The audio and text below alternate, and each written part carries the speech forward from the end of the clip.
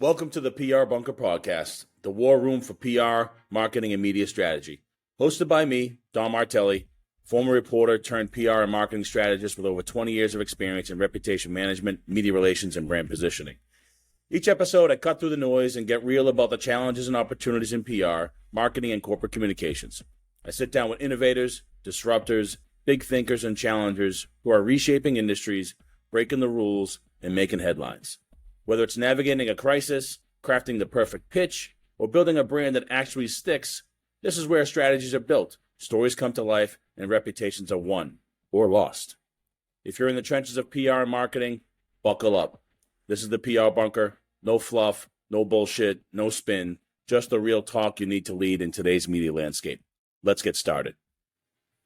Hey, everybody. Thanks for joining me on the PR Bunker podcast.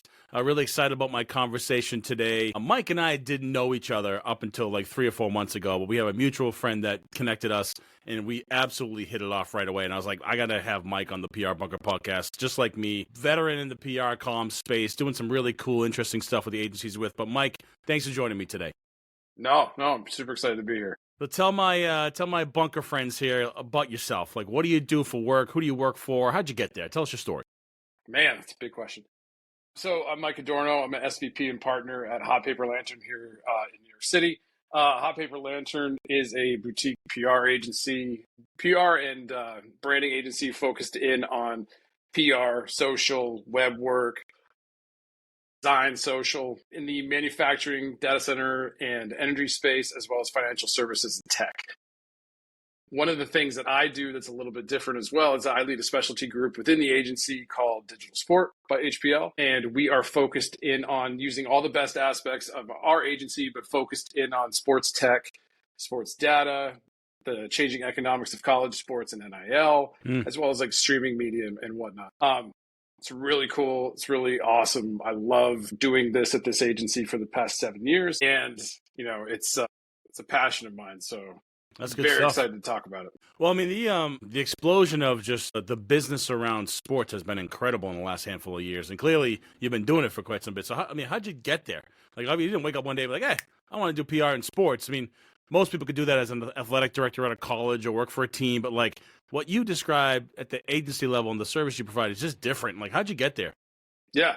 So just to go back a little bit, I mean, I've been doing PR for about 20 years, and I've always been in an area that I've always done PR. So like I've had the tools and the applications and the science of it, but I've always done different things in the background. So like when I came out of college, I really wanted to be in the music industry. I wanted to be a music promoter. I could not find a job for the life of me at a record label or anything, but I ended up networking with somebody who introduced me to somebody, and they got me an internship at this small boutique agency in New York, and their focus was in back-end systems technology.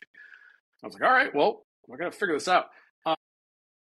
And through that experience, I've always, it led to another job, it led to another job, and I've worked in-house and I've worked at agencies. They're all with different topics. So from like tech to financial services to luxury real estate to cybersecurity to, consulting. It's always been to this next level, but all of those experiences have kind of given me a very unique perspective about storytelling, PR, how people operate, how people absorb information. Because I think a lot of PR people go into PR with a very singular focus, and maybe they're lucky and they find the vertical that they love right away.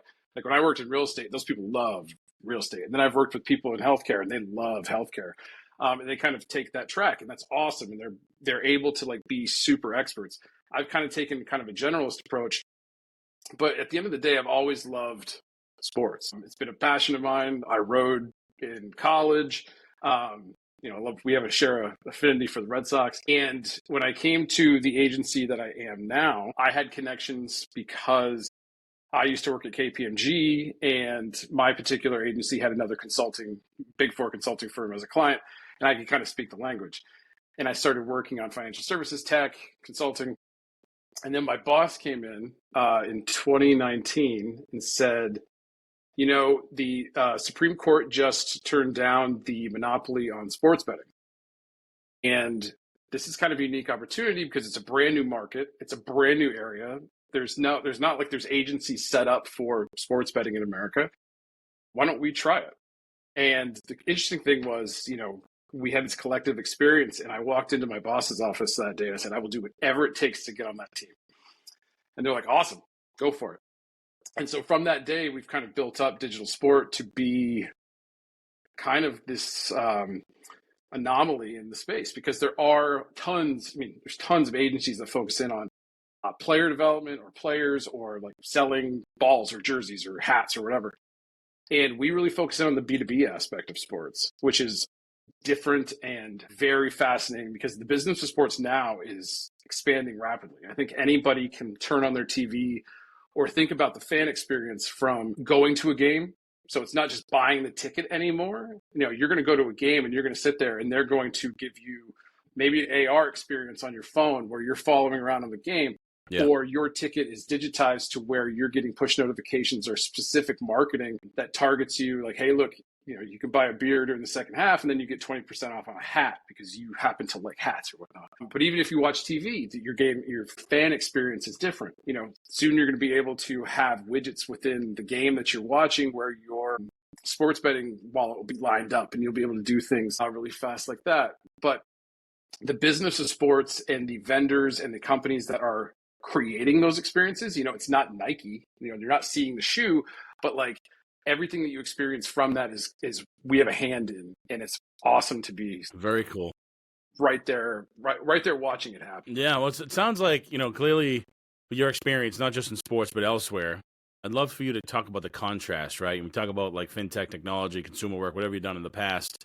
I'm sure there's some principles in PR that apply to your work here, but like talk about the, what's different now about the work. And I'd love to, walk me through a case study or two, anything you're kind of proud of the team has really rocked on, and, clients, you guys are really doing some cool work. So sort of give me some examples, because it is totally new. I mean, I think people understand, yes, you can bet on games, and there's this stuff happening around that experience that marketers like you are architecting, and with intent to buy, to experience, to do things, versus just kind of watching the basketball and the baseball go back and forth up and down the field. But just talk to me about like kind of the minutia of the work and how it's kind of the same from like when you started and what's different about it now. So I think the biggest change from what started when we started to now is just the number of people, the number of eyeballs on it. If you think about there's always, in every vertical, there's going to be trades and there's going to be national press attached to it. There's different pockets of digital press or magazines that are popping up right now on the sports business side. And if you even think about like a front office sports, they really map themselves out to be this, like, it's much more consumer focused. Like, it's almost like Sports Illustrated for the front office topic. So there's a lot of different eyeballs looking into it. And there's a lot of interest from people that aren't in the business about how the business of sports is run. And there's a lot of really great things. And I think at its core, it doesn't matter what vertical you're in. I think the principles are the same. Yes, the topics are different. So from healthcare to sports to, financial services, the topics and how you describe it and the risk involved is different. But at the end of the day, as a PR person, it's about, is the story good? Am I working with am I just being dictated to and just having them tell me what to do? Or am I working with them to be like, all right, you have this element or you have this partnership or this storyline or whatever. How do I make this into an interesting story? And then you got to think about the whole spectrum. So yes, if you're a B2B practitioner like myself, the end goal is the person buying it on the business side. However, that does funnel back to how does the person at the end experience it? So the consumer or the fan or what have you. So, and I think you need to do this in financial services as well, but you need to take the story and make it, how do I make this B2B? How do I make this B2B2C? And then you can kind of map out different stories from. So is the story good is one. Two, at the end of the day, there's so many new digital products coming out. And how do we make this faster? How do we make this more efficient?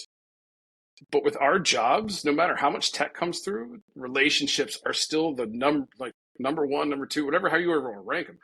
I think the core of what this is. And it doesn't matter if you have every bell, whistle, piece of technology that's going to send out emails faster, find people faster. If you cannot connect with the person that you're trying to influence, then what's the point?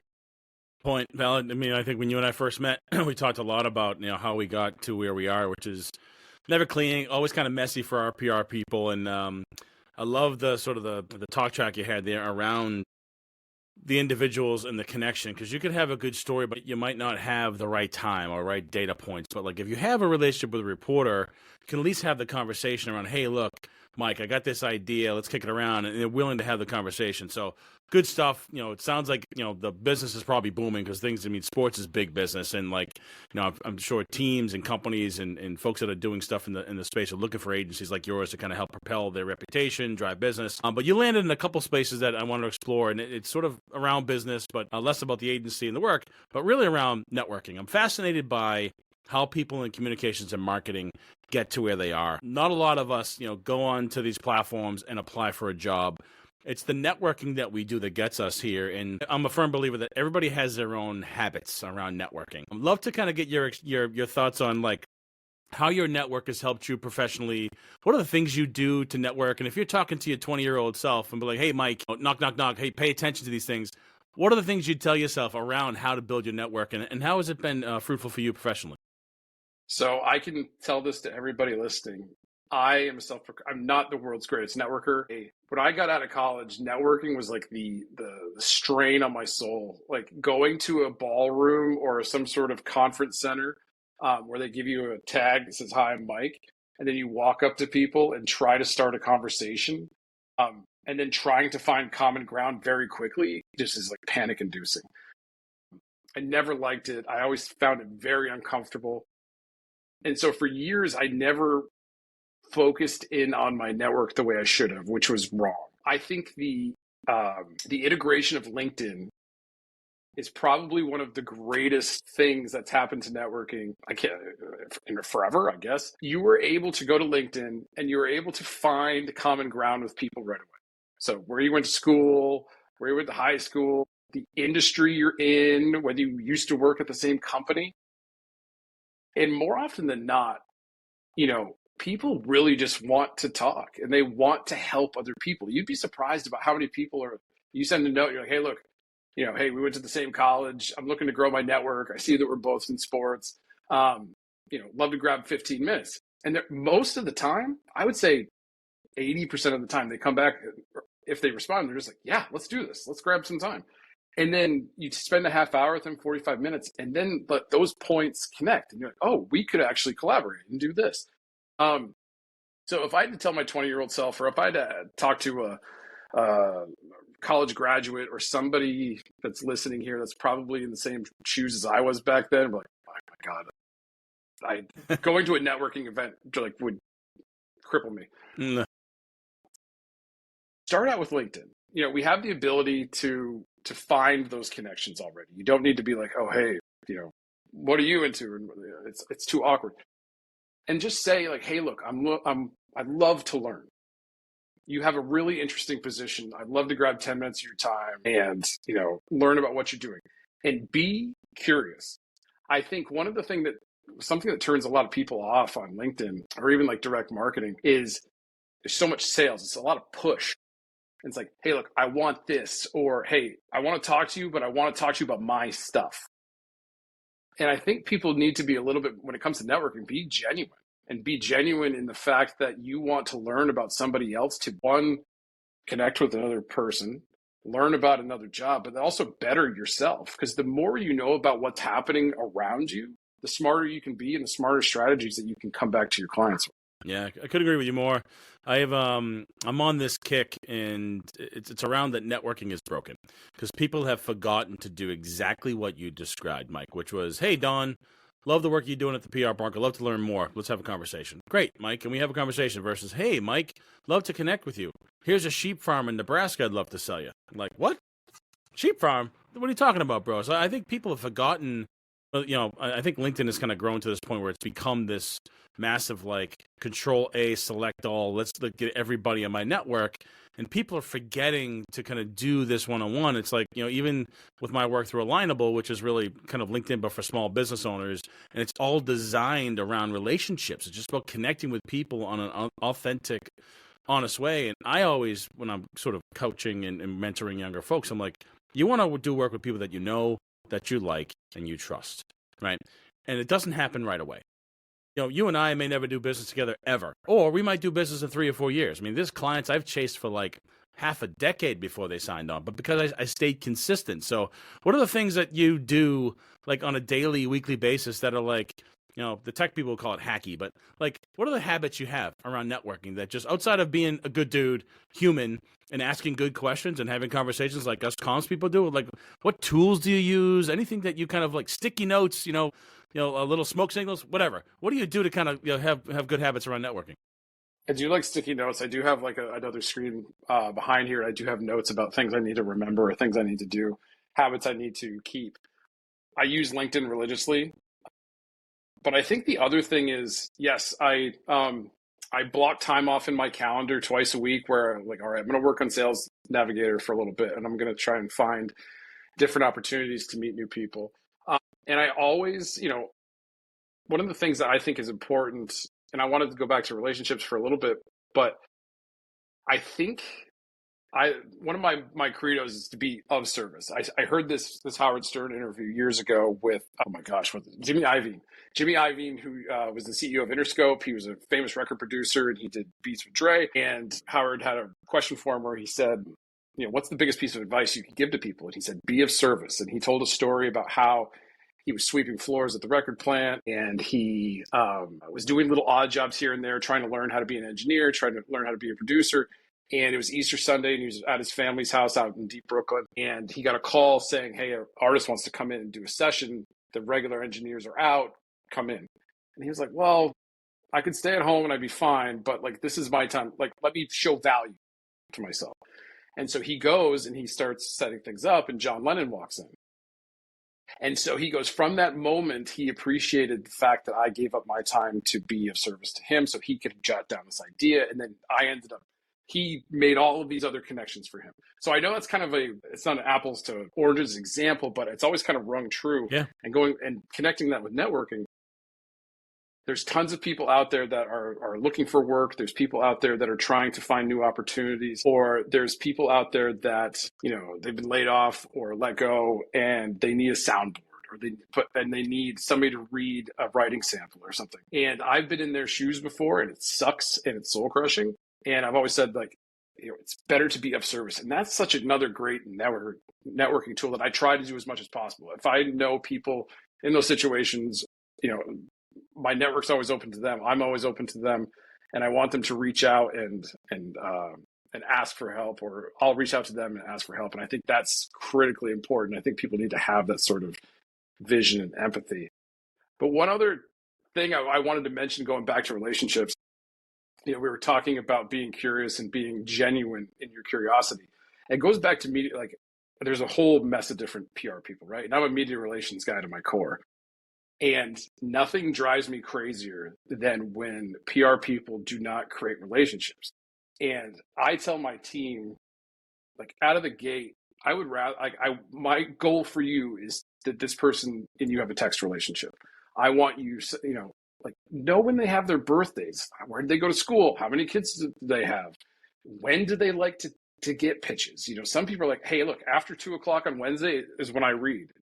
Awesome. I will send you things in bullet form on Wednesdays after 2. And I want them to build that type of relationship before they even pitch. Because if you're just pushing and pushing and pushing, it doesn't help. It's just noise. But if you genuinely want to understand the people that you need to influence, so if there's reporters in the college space, or if there's reporters on the financial services space, and you make your list and you're like, all right, these are the people that I need to influence for my client to be successful. Go get to know them way before you pitch anything, because it's going to make such the difference. And be genuine, want to work with them versus just like, here's my stuff and I want you to go write about it. Yeah, smart. And, yeah. So I think that's, if you boil everything down to what I just said, it's about being a genuinely curious, good person that wants to help other people.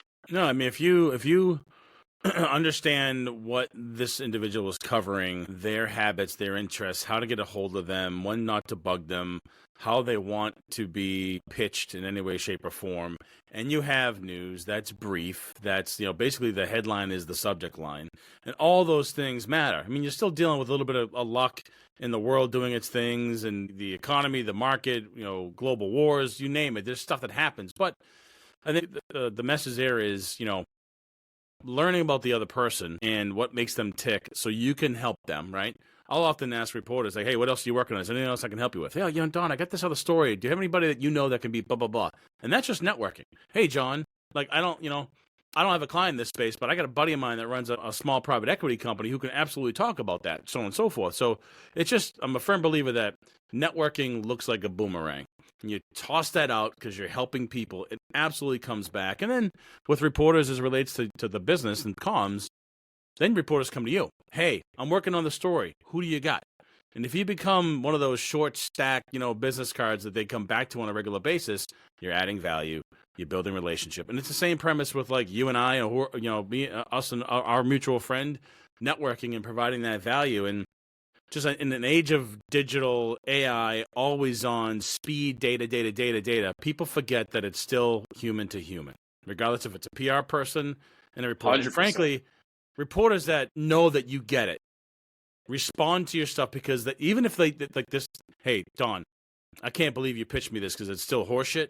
And I had to pitch it because I know the client wants me to pitch it, but at least they'll be honest with me. And I was like, John, I know this is not news, but I got to send this along. If you're kind of sort of interested, winging a prayer here, you'll let me give a holler. But I think to your point, authenticity, transparency, honesty, creativity, a little bit of good luck and timing, I think helps with your career, your trajectory. It's the reason why you're at that firm now. Relationships you have with reporters.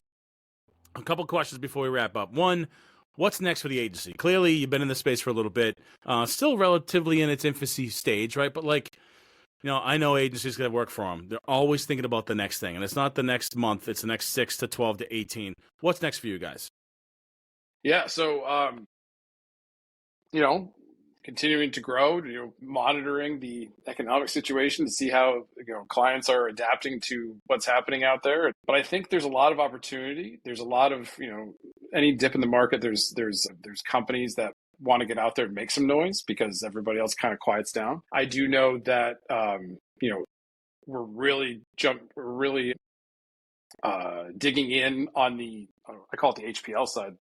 But with manufacturing, energy, data centers, we have a number of clients in that sector, and it's only growing, especially as AI grows. The need for those types of companies and their storytelling to be out there, it just becomes much more exponential.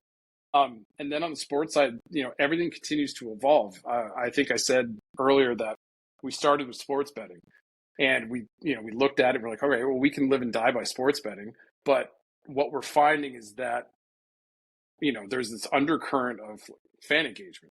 And so it's kind of led us on this path where we're continually developing new thoughts to jump into. And it's been the best decision we've ever made. And it's helped us grow this particular group within the agency. So we went from sports betting to data to tech. And then so that continues to evolve. And now we're really jumping into, and not just jumping into, but we are very heavily involved in the NIL and the college economics standpoint here. And so that'll continue to grow, but then there's always going to be something next. 2 years down the road, who knows what happens. So we're always one of those agencies that doesn't look at our shoes. And we're always looking at what's around the next corner and how do we take what we're doing now, maximize it, and evolve to what's next. All right, well, listeners out there, when you're at a game and you get these in-game experiences and you're buying another beer or a jersey or a hat, just, when you look at your bank account the next day, just come and play Mike. Because not only are you spending $2,000 for a ticket, but he's also getting you to buy this other stuff because you've created some cool experience. But good stuff, Mike. So outside of all this, because we know that PR people have all the free time in the world, and we're not busy people at all. In all your free time, give me a guilty pleasure, something you're reading, a hobby you do. Just give me a little salt and pepper of you as the man. What's your guilty pleasure? What are some either hobbies you have or something that kind of gives me a little color commentary? I've got 2 kids, 10 and 8, so it's usually hanging out with them or being a underpaid Uber driver for their activities. Duber, as I call it, Dad Uber. Dad Uber, totally. I love to cook when I can. I love to make cocktails and entertain when I can. Nice. Favorite dish to make? Favorite dish to make? For a relatively smaller party. Oh, man. Say 6 people. I got this like pulled chicken tinga, like Mexican style. People really do enjoy that. Nice. Another thing I've been trying to do is read. I've been trying to like read different things, not just like novels, but I like to read biographies of people because I like to see like the one-to-one. Maybe there's things in there. And I just read this book, Unreasonable Hospitality by Will Guidara, which is fantastic. And, you know, he's a famous restaurateur who helped build up 11 Madison Park and the Nomad Hotel. He's got tons of stories in here about like going above and beyond for clients and guests at his restaurants. And actually, a lot of the stories have been turned into storylines for The Bear because he's a executive producer on it. Very cool. And so it's a great book. And, you know, going back, at our core as PR people, it's hospitality. So I think it's a fun read, and I think anybody who's in PR should check it out because it is a fun Love book that. to check out. Because I mean, one of the things we do in PR is that we read just about anything because our clients are just working on things that we have to learn. That's why we're dangerous. The rooms that you don't like to go into, those 500 ballroom people and networking and handing out business cards, we're pretty dangerous because we can talk about nanotubes, NBA design, restaurants, sports betting, sports technology, MBA, you name it. As PR people, we're like born sponges, right? That's our job. So good stuff. Now, where can people find out more about the agency and the work that you do? Yeah. So they can go to hotpaperlantern.com. Has everything to check out, plus our contact information, or you can find me up on LinkedIn. Got it. Yeah. Networking. So networking. Keep it up. Good stuff. Well, Mike, I appreciate you joining me today on the PR Bunker podcast. Looking forward to seeing what else comes out of the work you and the agency doing there, because something tells me that there's a lot more money to be made and some more innovations and probably getting me to more spend money at the Boston Garden. So I love you, but I hate you at the same time. I appreciate the time. Thank you so much. No problem. Thanks for joining.